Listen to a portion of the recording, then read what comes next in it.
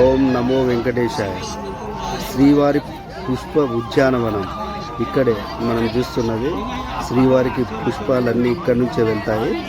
ఇది మన Varahaswamy guest house దగ్గరలో ఉంటుంది. పుష్పాలన్నీ ఇక్కడి నుంచే స్వామివారికి వెళ్తాయి. సదన్ సేవా సత్రము పక్కగా ఉంటుంది. శ్రీవారికి రోజు పుష్పాలంకరణ, రకరకాల పుష్పాలు కొన్ని ఎకరాలలో పెంచుతారు. ఇది అందులో ఒక భాగము. మళ్ళీ ఇక్కడి నుంచి ఈ రోడ్డు పక్కన కూడా ఉంటుంది. అన్ని చోట్ల ఈ పూల మొక్కలను పెంచుతూ ఉంటారు.